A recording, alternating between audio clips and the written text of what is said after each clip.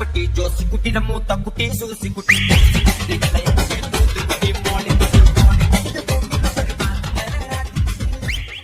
ആരിങ്ങനെ മുഴുവൻ സമയം വീട്ടിനുള്ളിരുന്ന എന്റെ ഒരു പണി നടക്കൂല. എനിക്കാണെങ്കിൽ പണി ഒഴിച്ചിട്ട് നേരമില്ല. സാറിന് ഞാൻ ഈ പരിസരമൊക്കെ ശരിക്കും പരിചയപ്പെടുത്തരാം. സോ ഗൈസ്, എമ്പുരാൻ വളരെ സക്സസ്ഫുൾ ആയിട്ട് തിയേറ്ററിൽ ഓടിക്കൊണ്ടിരിക്കുകയാണ്. കാരണം പറയാം, നമ്മളെ നാട്ടിലിറങ്ങിയ ഒരു സിനിമയെ ഇത്രത്തോളം വർഗീയതയും രാഷ്ട്രീയവും പറഞ്ഞിട്ട് ബാൻ ആക്കി വിടേണ്ട ആവശ്യമൊന്നും സംഘപരിവാർ ഹാൻഡിലുകൾക്കില്ല.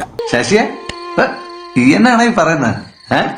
ഇപ്പൊ മാളികപ്പുറം എന്ന സിനിമ ഞാൻ ഒരു പൊളിറ്റിക്കൽ അജണ്ടയുമായിട്ട് എടുത്തുനിന്നും ഞാൻ ആ കുട്ടീനെ വെച്ച് കച്ചവടം നടത്തിയെന്നും.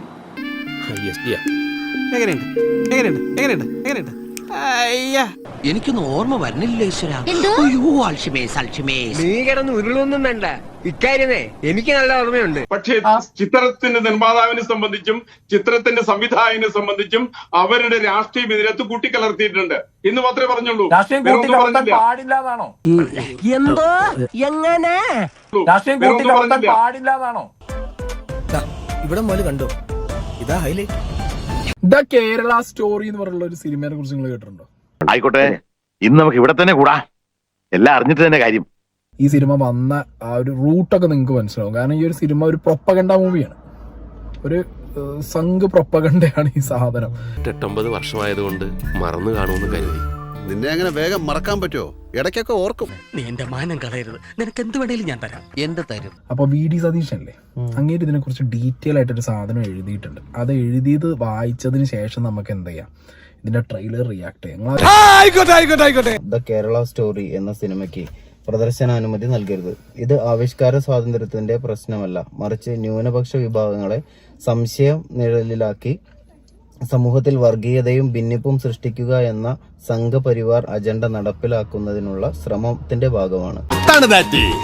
ഇപ്പൊ എങ്ങനെയുണ്ട്? അതുകൊണ്ട് സാറേ, ഇതുപോലെ ഇംഗ്ലീഷുകളെല്ലാം പറഞ്ഞ് നേരം കളയാതെ നമുക്കിപ്പോ ഉണ്ടായ ഈ പ്രശ്നത്തിന്റെ കച്ചവടം അങ്ങോട്ട് ഉറപ്പിക്കാം. മതസ്പർദ്ധയും ശത്രുതയും വളർത്താനുള്ള ബോധപൂർവമായ നീക്കത്തെ കേരളം ഒറ്റക്കെട്ടായി എതിർക്കും എന്ന് മാത്രമേ പറഞ്ഞുള്ളൂ. പാടില്ലാതാണോ? എടാ എൽദോ, നീ എവിടെയെങ്കിലും ഉറച്ചു നിൽക്കടാ നായിന്റെ മോനെ. നമ്മളെ എന്തിനാ ഒരു ചെറിയ ഡോക്യുമെന്ററി എടുക്കുകയാണെങ്കിൽ നമ്മളതിന് നമ്മളെ എന്തിനാ ഒരു ചെറിയ ഡോക്യുമെന്ററി എടുക്കുകയാണെങ്കിൽ നമ്മളതിന് നല്ല ചിത്രത്തിന്റെ സംവിധായകനെ സംബന്ധിച്ചും അവരുടെ രാഷ്ട്രീയ വിധേയത്ത് കൂട്ടിക്കലർത്തിയിട്ടുണ്ട് എന്ന് മാത്രമേ പറഞ്ഞുള്ളൂ. പാടില്ലാതാണോ? നീ അങ്ങനെയല്ലല്ലോ നേരത്തെ പറഞ്ഞത്. ഇത് ആക്ച്വലി ഈ ലവ് ജിഹാദ് വാഴ്ത്ത സെറ്റപ്പ്. ലവ് ജിഹാദ് പറഞ്ഞ സാധനം എനിക്കറിയില്ല അത് എക്സിസ്റ്റിംഗ് ആണോ എന്നുള്ളത്. എനിക്കൊരു പിടുത്തമില്ല. ഈ പിടുത്തല്ല, എന്റെ അറിവിൽ അങ്ങനെ ഒരു സംഗതി ഇല്ല. അത് അന്നത്തെ ചോരത്തിളപ്പിന്. ഇപ്പൊ എന്ത് ചോര തണുത്തു പോയാ? ഡ്രൈവർ വണ്ടി എടുത്തോളൂ. ഇനി ഞാനിവിടെ നിന്ന് ഡയലോഗ് പറഞ്ഞ കരഞ്ഞു പോകും. ഉസ്മാനെ രക്ഷപ്പെട്ടോ.